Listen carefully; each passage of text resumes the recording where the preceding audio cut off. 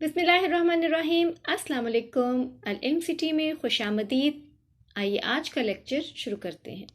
Students, हमारा आज का जो लेक्चर है वो हिस्सा गज़ल से रिलेटेड है और हिस्सा गज़ल के सिलसिले में 2 गज़लें जो है वो मैं आपको प्रेजेंट कर चुकी हूँ और मुझे यकीन है कि वो आपके लिए बहुत हेल्पफुल साबित हुई होंगी, क्योंकि मैंने गज़लों की और नज़मों की तशरीह का ऐसा आसान तरीन फॉर्मेट आपको इंट्रोड्यूस करवाया है जिसमें आपको हर शेर की अलग अलग से तशरीह याद नहीं करनी पड़ती और चंद ऐसी सिलेक्टेड लाइन्स में आपके सामने जो है वो लिखवा देती हूँ कि उस गज़ल या उस नज़म का कोई भी शेर आए तो वो तशरीह जो है वो काफ़ी होती है। इसी तरीके से इसी फॉर्मेट की तीसरी गज़ल जो है वो आज हम करेंगे। तो आप अपनी कॉपीज जो है वो भी रख लीजिए, पेंसिल्स भी हाथ में रखिए, क्योंकि ये तशरीह आपको नोट करनी है। एक सजेशन में शुरू में आपको ज़रूर दूं और वो ये कि गज़ल या नज़म की तशरीह का जो सवाल है वो पेपर में सबसे पहले मत लिखिएगा, इस वजह से कि ये टाइम कंज्यूमिंग क्वेश्चन होता है और अगर आप बिल्कुल शुरू में इसको कर देते हैं तो आपके पास बाकी पेपर के लिए जो बहुत कम टाइम बचता है, लिमिटेड टाइम बच जाता है और पेपर जो है वो बहुत लेंथी होता है। तो आपको पता है कि एक ही सवाल पे अगर आप पूरी तवज्जो दे देंगे या हाफ टाइम जो है वो कंज्यूम कर देंगे तो अच्छी तशरीह लिखने के चक्कर में बाज़ लोग उसको इतना टाइम इस सवाल को दे देते हैं कि बाकी पेपर के साथ नाइंसाफ़ी हो जाती है, प्रॉपर टाइम नहीं दे पाते। तो मेरी सजेशन 10th के स्टूडेंट्स को ये है कि सेकंड लास्ट नंबर पर आपको तशरीह का सवाल करना चाहिए, सेकंड लास्ट नंबर। और सबसे आखिर में आप ऐसे कीजिएगा, क्योंकि ऐसे जो है वो 15 नंबर का होता है, उसमें आपको भरपूर जो है अपनी कारकर्दगी दिखानी होती है। और स्टूडेंट्स इस बात का ख्याल रखिएगा कि ऐसे करने के लिए आखिरी आधा घंटा आपके पास पेपर में ज़रूर बच जाए। आपने पेपर डिवीजन जो है, टाइम डिवीजन इस तरीके से करनी है अपने पेपर की। तो आपने शुरू में जो है वो छोटे सवाल करते जाना है और उसके बाद आपने सेकंड लास्ट नंबर पर तशरीह वाला सवाल करना है और बिल्कुल आखिर में मजमून करना है। ये तरतीब रखेंगे तो मुझे पूरा यकीन है कि पेपर आपका कंप्लीट हो जाएगा। अधूरे पेपर का कोई फ़ायदा नहीं है। तो स्टूडेंट्स, फ़राक गोरखपुरी की गज़ल करेंगे आज हम। ये बहुत खूबसूरत गज़ल है। सर में सौदा ही नहीं, दिल में तमन्ना भी नहीं, लेकिन इस सर के मोहब्बत का भरोसा भी नहीं। तो हम पहले जो मैंने शेर आपको पढ़ा इसके हवाले से ही मैंने इसको जो है की पॉइंट के तौर पर लिया है और इस की के शेर के तौर पर लिया है। तशरीह बज़ाहिर तो मैं इसी शेर की आपको बताऊंगी, लेकिन इस गज़ल का कोई भी शेर आ जाए तो यही तशरीह चलेगी। तो आप लिख लीजिए।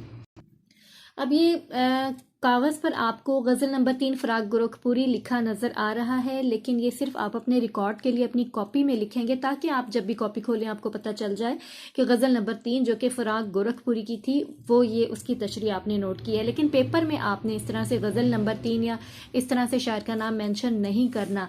पेपर प्रेजेंटेशन के लिए मैं आपको अलग से क्लिप्स जो हैं वो बना चुकी हूँ, वीडियो क्लिप्स, वो देखिएगा वीडियोज़ निकाल के। पेपर प्रेजेंटेशन में आपको हर सवाल की प्रेजेंटेशन बताई गई है, वो ज़रूर देखिएगा। और जो शायरी वाला सवाल है वो आप यहाँ से शुरू करेंगे। हिस्सा गज़ल पहले तो आप ऊपर मेंशन कर देंगे, उसके बाद आपने शेर नंबर जो भी होगा गज़ल का, क्योंकि अब मैं आपको बता रही हूँ तो गज़ल का जो भी शेर होगा तकरीबन 5, 6 और 7वां जो पार्ट नंबर है वो गज़ल का होता है, तो आप वो वाला पार्ट नंबर लिखिएगा। जो भी उन्होंने आपको गज़ल का शेर आपने सिलेक्ट किया तशरीह के लिए, उसका जो जुज़ नंबर पेपर में लिखा होगा वो आपने लिखना है, ठीक है। उसके बाद आप मार्कर से क्वेश्चन के तौर पर शेर लिख देंगे जो भी आपको पेपर में आया होगा। एग्जाम्पल के तौर पर मैंने पहला ही शेर लिया है कि सर में सौदा भी नहीं, दिल में तमन्ना भी नहीं, लेकिन इस सर के मोहब्बत का भरोसा भी नहीं। उसके बाद हवाले कलाम बिल्कुल इसी तरह से आपने लिखना है जैसे आपको नज़र आ रहा है। सिंफ अदब गज़ल लिखेंगे, उसके बाद नीचे गज़ल मेंशन करेंगे, सर में सौदा भी नहीं, और यहाँ पे आपने गज़ल का पहला ही मिसरा मेंशन करना है। चाहे कोई भी शेर आ जाता है आपको पेपर में फ़राक गोरखपुरी का, दूसरा, तीसरा, चौथा, 5वां या बेशक आखिरी आ जाए, लेकिन आपने यहाँ शुरू में जब हवाला कलाम में गज़ल मेंशन करनी है तो गज़ल का पहला ही मिसरा हम मेंशन करेंगे निशानी के तौर पर, ताकि पता चल जाए कि ये गज़ल जो है, जो पहला मिसरा है वो गज़ल को लीड कर रहा होता है, तो आपने उसका मिसरा जो है वो लिखना है। वैसे गज़ल नज़्म वाले सवाल में तो यहाँ पे नज़्म का उन्वान आ जाता है, लेकिन क्योंकि गज़ल का उन्वान नहीं होता ना, तो इसलिए आप गज़ल में जो मतला है उसी को मेंशन करते हैं और मतला पहले ही शेर को कहा जाता है, ठीक है। तो अब आपने ये शायर का नाम लिख देना है और वो ज़रूर लिखना है। इसलिए लिखना है क्योंकि शायर के नाम का पूरा 1 नंबर होता है। गज़ल या नज़्म में یا آپ سبق کا خلاصہ کریں، نظم کا خلاصہ کریں، ہمیشہ رائٹر کے نام کا 1 نمبر ہوتا ہے، یاد رکھیے گا۔ شعر کی تشریح ویسے بھی 2 نمبر کی ہوتی ہے، 1 نمبر جو ہے وہ تشریح کا ہوتا ہے، 1 نمبر شاعر کے نام کا ہوتا ہے، تو آپ اس کو لکھنا مت بھولیے گا۔ اس کے بعد یہاں پہ بہت سے لوگ جو ہیں وہ اب مفہوم لکھ دیتے ہیں یا حل لغت لکھ دیتے ہیں۔ حل لغت لکھنے کا قطعاً یہاں پہ کوئی فائدہ نہیں ہے، وہ بالکل ٹائم ویسٹنگ چیز ہے، کیونکہ حل لغت میں آپ لوگ شعر کے مشکل الفاظ کے معنی لکھنے بیٹھ جاتے ہیں، اس کا الگ سے نمبر ہوتا ہی نہیں ہے، تو وہ لکھنے کا فائدہ کیا ہے؟ جب آپ تشریح کو یہ اچھے سے ایکسپلین کر رہے ہیں تو آپ کو ایک غیر ضروری چیز لکھنے کا کیا فائدہ ہے؟ وہ آپ کا ٹائم برباد کرتی ہے، 10 نمبر کے پیچھے آپ کا ٹائم اتنا کنزیوم ہو جائے گا ان فضول بیکار چیزوں میں کہ آپ اصل جو ہے بات سے ہٹ جائیں گے اور پیپر پورا نہیں کر پائیں گے۔ تو پھر پیپر پورا نہ ہو تو جتنا مرضی ہاف پیپر آپ کا اچھا ہو، اچھے نمبر نہیں آتے، ٹھیک ہے؟ تو آپ نے حل لغت نہیں لکھنی۔ دوسری بات یہ کہ آپ نے مفہوم جو ہے، اب کئی لوگ لکھنا شروع ہو گئے ہیں، مفہوم لکھنا ضروری نہیں ہوتا۔ میں مفہوم لکھنے کو اس لیے بھی پریفر نہیں کرتی ہوں کہ ہر شعر کا الگ سے مفہوم یاد کرنا پڑتا ہے، اور میرا تو مقصد ہی یہ ہے کہ جن بچوں کو لرننگ کا ایشو ہے، جو زیادہ چیزیں یاد نہیں کر سکتے، ان کو غیر ضروری چیزیں ہٹا کر ضروری چیزیں یاد کروا دوں تاکہ وہ ان کے مارکس پورے آ جائیں۔ تو مفہوم کا کیونکہ الگ سے نمبر نہیں ہوتا، اس لیے اس کو لکھنے کا بھی میرے حساب سے تو کوئی فائدہ نہیں ہے۔ اگر آپ اپنی تسلی کے لیے لکھنا چاہتے ہیں تو آپ کو میں چند لائنز جو ہیں وہ اس تشریح کے اینڈ پہ لکھوا دوں گی، وہ چاہے تو آپ مفہوم کی ہیڈنگ دے کر ساتھ تشریح سے پہلے لکھ دیں، اور آپ چاہیں تو آپ اسے تشریح ہی کا حصہ بنا دیں، لیکن آخر میں بنائیے گا، ٹھیک ہے؟ ابھی میں آپ کو وہ تشریح لکھوانے لگی ہوں جو اس غزل کا کوئی بھی شعر آئے گا تو آپ نے یہ تشریح لکھنی ہے۔ یہ بات میں آپ کو یہ تشریح پڑھ کے بھی بتا رہی ہوں تاکہ آپ اس کو لکھ لیجئے۔ زیر تشریح پہلے تو آپ نے تشریح کی ہیڈنگ دے دینی ہے، اس کے بعد آپ نے لکھنا ہے کہ زیر تشریح شعر فراق گورکھپوری کی غزل سے ماخوذ ہے۔ فراق نے اردو غزل کو تازگی بخشی، وہ معیاری غزل کے نمائندہ شاعر ہیں۔ اس شعر میں شاعر متضاد کیفیات کا شکار نظر آتے ہیں، وہ خود ہی ایک بات کہتے اور خود ہی اس کی نفی کر دیتے ہیں۔ وہ اپنے محبوب کی مسلسل بے رخی سے اس مقام تک پہنچے ہیں، مگر شاعر کی محبت کا انداز ہر لمحہ رنگ بدلتا ہے۔ وہ وصل اور فراق، خوشی اور غمی، محبت اور محرومی کی کیفیات بیک وقت محسوس کرتے ہیں۔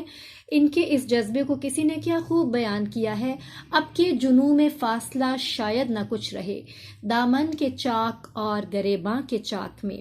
تو اسٹوڈنٹس، یہاں تک جو ہے اضافی شعر جو ہے آپ لکھ کے یہاں تک اپنی تشریح مکمل بھی کر سکتے ہیں۔ اگر آپ کی جو لرننگ زیادہ ویک ہے تو یہیں تک آپ یاد کر لیجئے، اور آپ کو اگلی لائنز جو میں بتاؤں گی اس کی ضرورت نہیں ہے۔ لیکن اگر آپ کی لرننگ اچھی ہے اور آپ اپنی تشریح کو اور زیادہ سٹینڈرائزڈ کرنا چاہتے ہیں اور زیادہ کنسرن تشریح آپ لکھنا چاہتے ہیں تو اس کے لیے میں مزید آپ کو لائنز لکھوا رہی ہوں۔ اب یہاں پہ تو آپ کو اضافی تشریح کی ہیڈنگ نظر آ رہی ہے، اور یہ صرف آپ اپنی کاپی ریکارڈ میں لکھیں گے اضافی تشریح، لیکن آپ نے اضافی تشریح کی ہیڈنگ پیپر میں نہیں دینی، ٹھیک ہے؟ آپ نے اس تشریح کو ساتھ ہی اس میں کر دینا ہے، یا تو آپ اضافی شعر کے بعد اس کو لکھ لیجئے، یا آپ اس کو تشریح سے پہلے مفہوم کی ہیڈنگ دے کر لکھ سکتے ہیں۔ دونوں ہی آپشنز آپ کے پاس موجود ہیں۔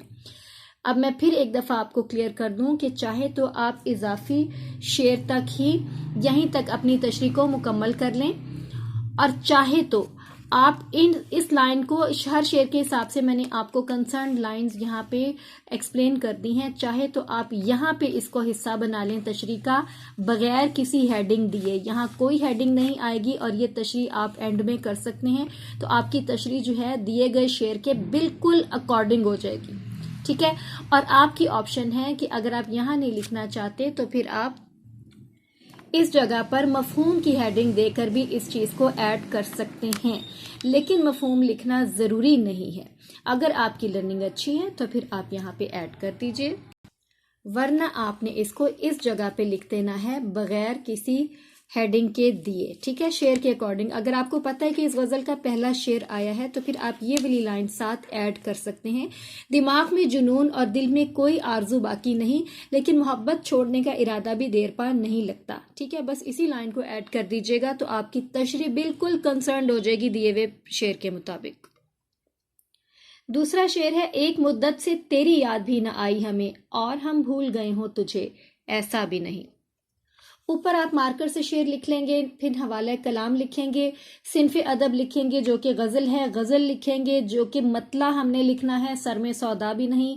میں نے آپ کو پہلے ہی بتایا تھا کہ دوسرا تیسرا چوتھا جو بھی شعر آئے گا آپ مطلع ہی شروع میں مینشن کریں گے۔ شاعر کا نام لکھیں گے فراق گورکھپوری، اس کے بعد تشریح آپ یہی لکھیں گے جو کہ آپ کو پہلے میں نے لکھوائی ہے۔ اس کو ایک دفعہ پھر میں آپ کو پڑھ کے بتا دیتی ہوں۔ تشریح کی ہیڈنگ آپ ضرور دیں گے۔ زیر تشریح شعر فراق گورکھپوری کی غزل سے ماخوذ ہے۔ فراق نے اردو غزل کو تازگی بخشی، وہ معیاری غزل کے نمائندہ شاعر ہیں۔ اس شعر میں شاعر متضاد کیفیت کا شکار نظر آتے ہیں۔ وہ خود ہی ایک بات کہتے اور خود ہی اس کی نفی کر دیتے ہیں۔ وہ اپنے محبوب کی مسلسل بے رخی سے اس مقام تک پہنچے ہیں، مگر شاعر کی محبت کا انداز ہر لمحہ رنگ بدلتا ہے۔ وہ وصل اور فراق، خوشی اور غمی، محبت اور محرومی کی کیفیات بیک وقت محسوس کرتے ہیں۔ بیک وقت کا مطلب ہوتا ہے ایک ہی وقت میں۔ ان کے اس جذبے کو کسی نے کیا خوب بیان کیا ہے، اب کے جنوں میں فاصلہ شاید نہ کچھ رہے، دامن کے چاک اور گریباں کے چاک میں۔ یہیں تک تشریح کافی ہے، اور اگر آپ ایڈ کرنا چاہتے ہیں تو پھر آپ یہ لائنز ایڈ کیجئے گا جو آپ کو شعر نمبر 2 کی یہاں پہ نظر آ رہی ہیں، لیکن آپ نے ایڈ کرتے ہوئے پھر ہیڈنگ نہیں دینی۔ اگر آپ اس کو مفہوم کے طور پر ایڈ کرنا چاہ رہے ہیں تو پھر مفہوم کی ہیڈنگ دے دیجئے گا تشریح سے پہلے، اور اگر آپ اس کو تشریح کا حصہ بنانا چاہ رہے ہیں تو اینڈ میں شامل کر دیجئے گا۔ دوسرے شعر میں یہ لائنز آپ ایڈ کر سکتے ہیں، یہ ویسے ایک شعر ہی ہے لیکن آپ اس کو ضرور ایڈ کر سکتے ہیں کیونکہ اس شعر کے بالکل مطابق ہے۔ نہیں آتی تو ان کی یاد مہینوں تک نہیں آتی، مگر جب یاد آتی ہیں تو اکثر یاد آتی ہیں۔ ٹھیک ہے، اس طرح سے آپ کی تشریح مزید کنسرنڈ ہو جائے گی اور پرفیکٹ ہو جائے گی۔ ایگزامینر کو جو ہے وہ مطمئن کرنا ضروری ہوتا ہے، اور جب وہ مطمئن ہو جائے تو پھر وہ آپ کے بلا وجہ نمبر نہیں کاٹتا، تو اس لیے میں آپ کو وہی پرفیکٹ تشریح بتا رہی ہوں جو آپ کے ایگزامینر کو انشاءاللہ ضرور مطمئن کر دے گی اور آپ کو الگ سے مفہوم کی کمی ہی محسوس نہیں ہونے دے گی۔ تیسرا شعر میں پڑھ رہی ہوں۔ یوں تو ہنگامے اٹھاتے نہیں دیوانہ عشق، مگر اے دوست کچھ ایسوں کا ٹھکانہ بھی نہیں۔ پہلے تو آپ نے ساری تشریح شروع سے یہاں تک لکھ لینی ہے اضافی شعر تک، اس کے بعد یہ لائنز نوٹ کر لیجئے تو تیسرے شعر میں ایڈ ہو سکتی ہیں۔ ویسے تو عشق میں مبتلا لوگ ہنگامے پسند نہیں کرتے، لیکن ایسے ہی لوگوں کی خاموشی پہ بھروسہ نہیں کیا جا سکتا۔ اتنی لائنز کافی ہیں، ہم بہت زیادہ ڈیٹیل سے تشریحات نہیں لکھیں گے اس وجہ سے کہ ہم نے باقی پیپر پر بھی بھرپور توجہ دینی ہے۔ کام اتنا ہی کریں جس میں غلطی کا چانس نہ ہو، آپ کا کام پرفیکٹ ہو اور ٹو دا پوائنٹ ہو، اور آپ باقی پیپر کو بھی ہر سوال کو مناسب ٹائم دیں تو پھر ہی نمبر آتے ہیں۔ اگر آپ آدھے ہی پیپر پر بہت زیادہ توجہ دیتے چلے جائیں گے تو باقی پیپر کے ساتھ ناانصافی ہو جائے گی اور آپ کے مارکس پر بہت زیادہ فرق پڑے گا۔ تو لینتھ جو ہے وہ بہت زیادہ ہوتی ہے پیپر کی، اس وجہ سے ہمیں باقی ٹائم کا خیال بھی رکھنا چاہیے اور اپنے ٹائم پہ گریپ ضروری ہے۔ تو آپ نے ہر سوال کو مناسب ٹائم دینا ہے، اس لیے ہم غیر ضروری تفصیلات سے پرہیز کریں گے۔ اگلا شعر میں آپ کو پڑھ کے بتا رہی ہوں۔ آج غفلت بھی ان آنکھوں میں ہے پہلے سے سوا، آج ہی خاطرے بیمار شکیبہ بھی نہیں۔ ساری تشریح لکھنے کے بعد، اضافی شعر لکھنے کے بعد اتنی لائنز آپ ایڈ کر سکتے ہیں۔ آج بھی محبوب نے بے انتہا بے رخی برتی ہے اور آج ہی میرے صبر کا پیمانہ بھر چکا ہے۔ یہ سب جو ہیں ڈیٹیلز آپ نوٹ کرتے جائیے گا، لکھ لیجئے گا، آپ کی لرننگ بہت آسان ہو جائے گی۔ رنگ وہ فصل خزاں میں ہے کہ جس سے بڑھ کر شان رنگینی حسن چمن آرا بھی نہیں۔ آپ اس کو ایسے لکھ سکتے ہیں کہ اب تو پتجھڑ کے موسم میں بھی وہ حسن اور دلکشی نظر آتی ہے کہ باغ میں مالی بھی ایسی سجاوٹ نہیں کر پایا۔ ٹھیک ہے، یہ اینڈ میں لکھیں گے، یا تو آپ مفہوم کی ہیڈنگ دے کر تشریح سے پہلے لکھ دیں، یا آپ اضافی شعر تک ساری تشریح لکھنے کے بعد ساتھ ہی اس کو تشریح کا حصہ بنا دیں۔ ہیڈنگ الگ سے آخر میں لکھنے کی صورت میں آپ نے ہیڈنگ نہیں دینی، اور تشریح سے پہلے لکھنے کی صورت میں آپ نے مفہوم کی ہیڈنگ دے دینی ہے۔ دونوں آپشنز آپ کے پاس موجود ہیں، دونوں کریکٹ ہیں۔ سیکنڈ لاسٹ شعر ہے۔ بات یہ ہے کہ سکون دل وحشی کا مقام کنج زندہ بھی نہیں، وسعت صحرا بھی نہیں، اور یہ بہت دفعہ پیپر میں آ چکا ہے، یہ بہت امپورٹنٹ شعر ہے۔ اور یہ لائنز جو ہیں آپ نے سارے ہی فارمیٹ کو فالو کرتے ہوئے یہ لائنز یا شروع میں یا اینڈ میں ایڈ کر لینی ہے کہ میرے بے قرار دل کو نہ تو صحرا کی وسعت میں سکون ہے اور نہ ہی قید خانے میں. اور مقطع جو ہے شعر کا میں پڑھ رہی ہوں. کلیئر کر دوں کہ مقطع کیا چیز ہے اور مطلع کیا چیز ہے. مقطع وہ چیز ہے کہ جو آخری شعر غزل کا ہوتا ہے اور اس میں تخلص بھی شامل ہوتا ہے. تخلص یہ جیسا کہ آپ کو نظر آ رہا ہے، تخلص آخری شعر کا حصہ ہو تو اس شعر کو مقطع کہا جاتا ہے، اور اگر تخلص موجود نہیں ہے تو وہ جسٹ غزل کا آخری شعر ہی کہلائے گا. اس فرق کو آپ یاد رکھیے گا. یہ فرق آپ کو کوسچنز میں بھی پوچھا جا سکتا ہے، ایم سی کیوز میں بھی پوچھا جا سکتا ہے کہ مطلع اور مقطع میں کیا فرق ہے، یا وہ کوئی آپ کو مصرع پڑھ کے لکھ کے بتا دیں کہ یہ مطلع ہے یا مقطع ہے. تو تخلص جو ہے وہ ہمیشہ آخری ہی شعر میں استعمال کیا جاتا ہے. اس کے علاوہ آپ کو کسی جگہ پہ کبھی بھی کسی شاعر کا تخلص نہیں ملے گا، وہ آخر میں ہی استعمال ہوتا ہے. اور اگر آخری شعر میں تخلص استعمال ہو جائے تو اس کو مقطع کہا جاتا ہے. پہلا شعر جو ہے وہ مطلع کہلاتا ہے غزل کا، لیکن اس صورت میں مطلع کہلائے گا جب اس کے قافیہ اور ردیف ایک جیسے ہوں. قافیہ ہم آواز لفظوں کو کہتے ہیں، جیسے اس میں پہلے مصرے میں تمنا کا لفظ ہے، دوسرے مصرے میں بھروسہ کا لفظ ہے. یہ ایک جیسے وزن والے لفظ ہیں، تمنا اور بھروسہ، تو یہ جو ہے ہم قافیہ الفاظ کہلائیں گے. اور جو ردیف ہیں وہ آخری الفاظ ہیں، بھی نہیں، وہ بالکل سیم ہے. تو غزل کے پہلا شعر مطلع اس صورت میں کہلائے گا کہ اگر اس کا ردیف اور قافیہ ایک جیسا ہو. اگر ردیف اور قافیہ ایک جیسا نہیں ہوتا، جیسا کہ اس میں آپ کو نظر آ رہا ہے، اس میں ردیف ایک جیسا نہیں ہے، کسی بھی اور شعر میں ردیف ایک جیسا نہیں ہے، تو یہ اگر شروع میں ہوتا تو یہ پہلا شعر ہی کہلاتا. ٹھیک ہے، لیکن اب یہ پہلا شعر نہیں کہلائے گا. پہلا شعر ہے تو صحیح، لیکن یہ مطلع بھی کہلائے گا کیونکہ ان کا ردیف اور قافیہ ایک جیسا ہے. اس فرق کو سمجھنا ضروری ہے کیونکہ یہ آپ کو ایم سی کیوز اور شارٹ کوسچنز دونوں میں ہی پوچھا جا سکتا ہے. اب میں اس کا مقطع پڑھ رہی ہوں تشریح کے پوائنٹ آف ویو سے. ہم اسے منہ سے برا تو نہیں کہتے کہ فراق دوست تیرا ہے مگر آدمی اچھا بھی نہیں. ساری ہی تشریح کے فارمیٹ کے ساتھ آپ یہ لائنز شروع میں یا اینڈ میں ایڈ کر سکتے ہیں. اے فراق، ہم اسے تمہارا دوست ہونے کی وجہ سے برا نہیں کہتے مگر وہ آدمی اچھا بھی نہیں ہے. ٹھیک ہے، غزل کی تشریح ہماری مکمل ہو چکی ہے. میں نے بہت آسان کر کے آپ کو یہ سارے آسان فارمیٹ کی تشریح پرووائڈ کی ہے، اور اگر آپ کے لیے یہ ہیلپ فل رہی ہے، جو کہ ہونی چاہیے، تو پھر ضرور اس ویڈیو کو دوسروں کے ساتھ شیئر کیجیے گا، کمنٹس کیجیے گا، لائک کیجیے گا، شیئر کیجیے گا. اور شیئر اس نیت سے بھی ضرور کیجیے گا کہ اگر آپ کا بھلا ہوا ہے تو باقی اسٹوڈنٹس کا بھی بھلا ہو جائے. اللہ تعالیٰ آسانیاں بانٹنے والے کو پسند کرتے ہیں، اور آسانیاں بانٹنے والے کے رستے بھی اللہ تعالیٰ آسان کرتے ہیں. آپ لوگوں کے لیے کامیابی کی بہت ساری دعائیں. ملتے ہیں اپنی نیکسٹ ویڈیو میں. اپنا بہت خیال رکھیے گا. اللہ حافظ.